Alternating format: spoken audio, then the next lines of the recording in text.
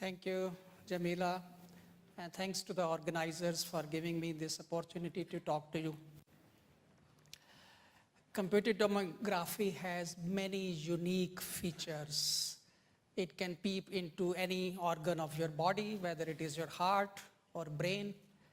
It has been used extensively. It went of death of CT when MRI came up, but it survived, rather thrived. It has been used very extensively, and its use has been growing all over the years. Whether it is pre-operative assessment, during the operation, after the operation, so CT is everywhere. This comes because of the utility associated with it. Normally, media depicts the negative side, but sometimes positive also. For example, this was the news in USA Today, talking about 20% reduction in death rate, and the low-dose CT can save 12,000 lives in US. Then coronary CT saves lives and money, 20,000 plus. But when we talk about the benefit, then one does come across situation of when used appropriately. There are very many examples of the beneficial aspects of imaging, particularly in CT, in saving life, as well as in improving the quality of life. So there are many good things associated with it, and there are many good things in life. But when these good things become the reason for your health, then one says, hey, watch out. And when we are talking about radiological protection, what we are meaning to say is we have to avoid inappropriate use and unnecessary radiation dose. The CT use is vast. From unscared statistics, more than 200 million CT examinations are performed in the world. On the left side is a situation which many of you are familiar in the sense of nuclear reactors. Control in that is a very nice situation to control in the left. But we are facing situation of use of CT, what you can see on the right side. We in ICRP thought about this well in time in 1998. In 1998, in Committee 3 of ICRP, we thought that this is a topic which needs our attention. But mind you, at that time, there were no cases of skin injuries from CT. There was no momentum on cancer risk estimates from CT scans. When we talk to the manufacturers, they will say, oh, radiation dose? No one is asking anything about it. Everybody wants faster and faster scanners, so we are producing faster scanners. So at that time, the ICRP created a group. I was the chairman with very good distinguished persons from all over the world, and we came out with this report, ICRP publication 87 in 2001. We felt that there is a need to bring this attention to the vast majority of medical professionals, so simultaneously we've published an editorial in British Medical Journal in March 2000. And the message was that the increasing doses from radiation need to be controlled. Nobody was talking at that time of this aspect, that doses are increasing. So it was something of a telescopic view at that time, or more in terms of the forecasting of the situation, what it is going to be with time. So we said at that time that CT is going to be the major source of radiation exposure to the population. And then we thought, what is the approach we should advocate at that time? We said that safety is best achieved. We felt that from the analysis that safety is best achieved when it is built into the system rather than a matter of choice for the users. This can be evident from the example of collision avoidance system, which was initially started by automobile industry. But in recent years now, not at that time, it is also built into the medical imaging equipment.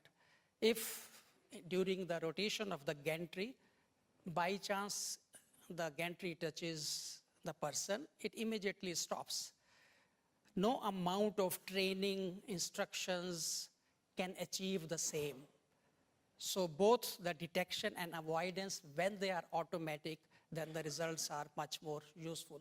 So we thought that we should move industry and of course the users. And we had one chapter in ICRP 87 dedicated to manufacturers. And we had a lot of occurrences of what we can ask manufacturers to do at that time.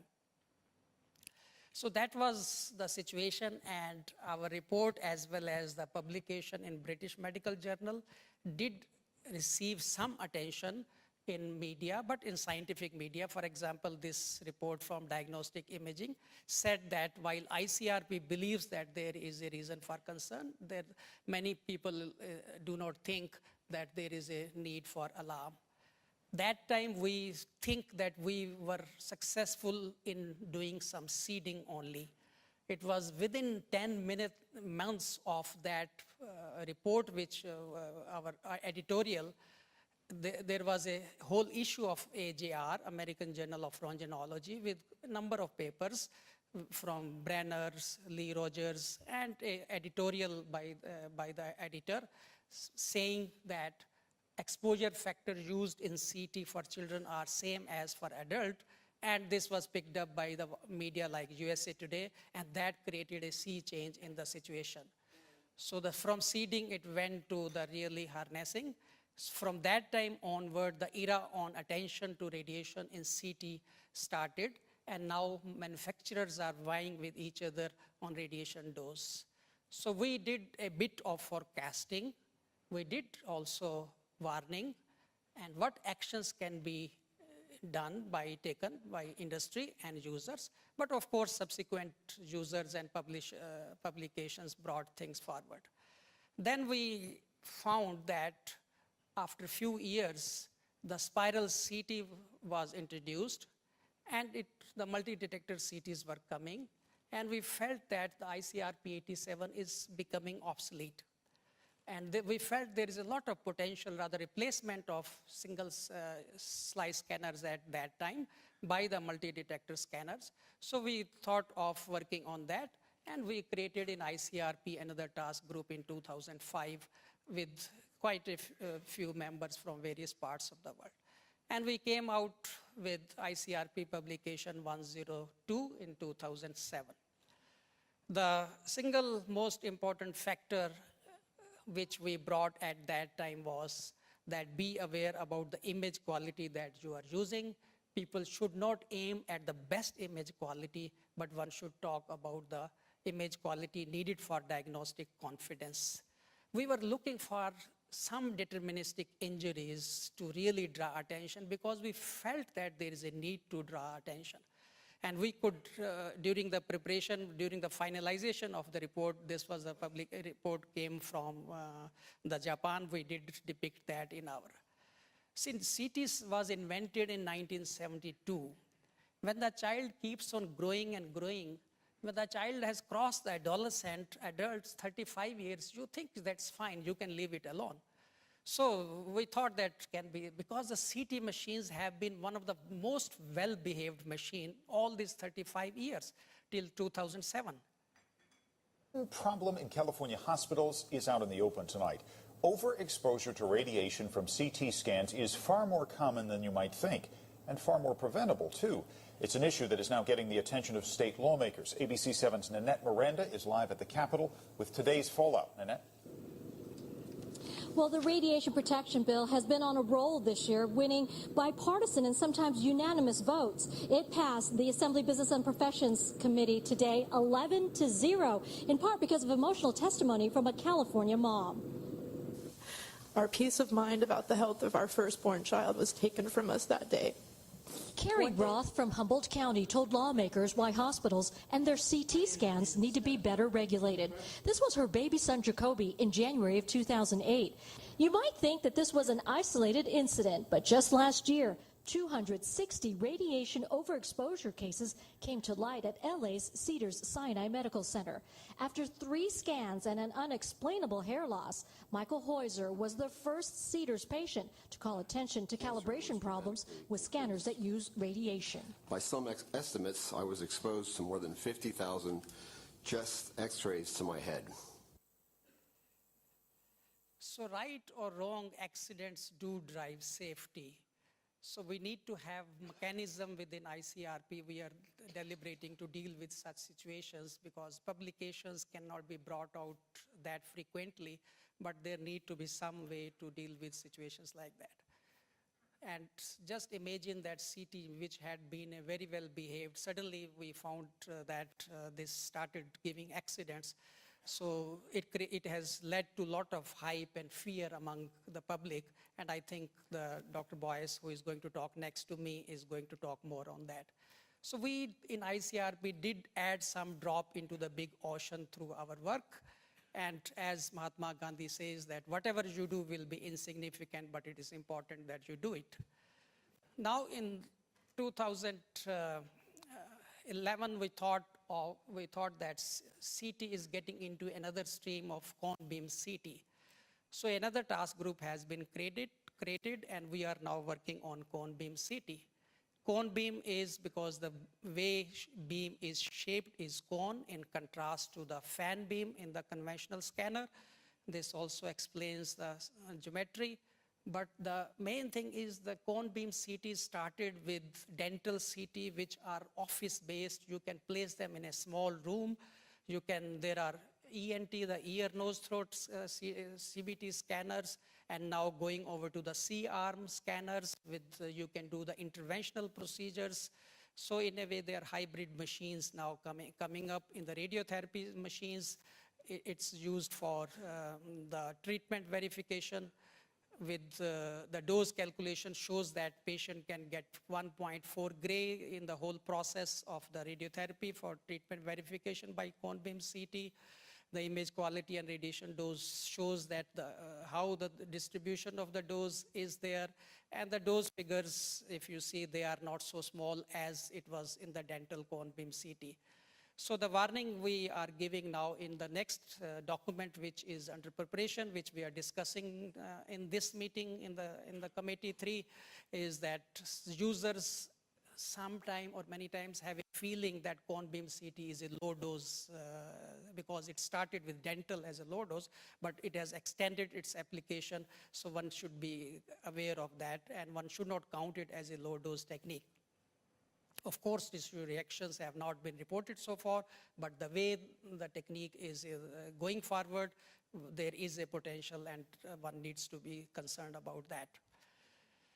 We are putting expectations from industry in our report, providing the alerts when the dose is higher than specified, and that is something, the lesson which was learned from the previous accidents in CT.